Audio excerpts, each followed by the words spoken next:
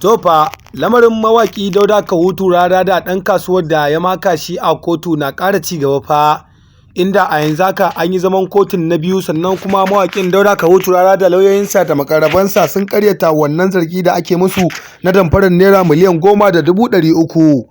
Inda kuma shi wanda ya kai karar ya ce a yanzu haka yana da shaidodi da dama wanda zai wallafa a gaban kotun sannan haƙƙinsa ya fito. To ga cikakken rahoton nan da bidiyon kai tsaye na zo maka a cikin wannan tasha tamu mai suna Daular Arewa TV.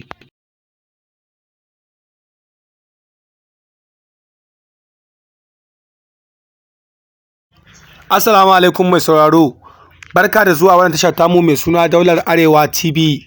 To da Allah, inda wannan zuwan ka ne na farko, ka daure ka dangula mana subscribing, kana ka danna mana alamar kararrawa, domin hakan shine zai baka damar samun cikakkun bidiyoyin mu da kuma zafafa a kan lokaci da zarar mun dora.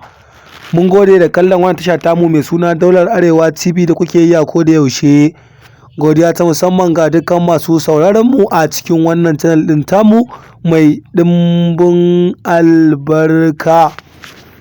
So mai sauraro, a yanzu haka dai mawaƙin Dauda Kahutu rarara ya isa gaban kotun tare da lauyoyinsa, inda kuma bawan Allah da ya bayani dalla-dalla akan cewa sun yi kasuwancin katin waya da kuma wayoyi naira miliyan 10,300 abin da ke bin mawaƙin Dauda Kahutu rarara.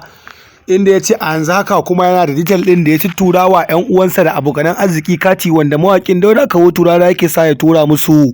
Sannan kuma akwai bikin wata jaruma da aka yi a cikin masana'antar ta Kannywood ɗin, mawaƙin Dauda Kahutu rarara ya sa an ba su wayoyi kimanin 700,700 da wani abu har guda 10.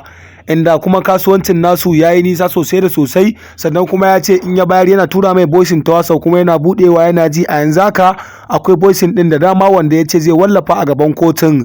Inda kuma mawaƙin Dauda Kahutu rarara za a ci gaba shari'a dai 12 ga wata mai kamawa, inda in an dawo ɗora wannan shari'a zai wallafa wannan cikakkun shaidu nasa da ya wallafa a gaban kotun. Ya ce zai bayyana WhatsApp ɗin da sauran shaidu kamar yadda ya wallafa.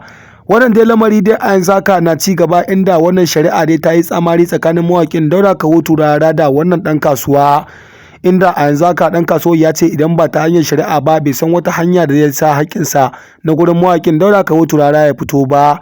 To mai sauraro, ya kake tunanin dai idan an zauna zama na biyu a wannan kotun za ta kaya ga mawaƙin Dauda Kahutu rarara da wannan ɗan kasuwa? Ya kamata a ce ka turo mana saƙonka ta hanyar zuwa kasan bidiyon namu kai mana comment, domin kuwa muna yin duba da sakonninku da kuka saba aiko mana a koda yaushe da zarar mun dora muku bidiyon mu babu kakkautawa.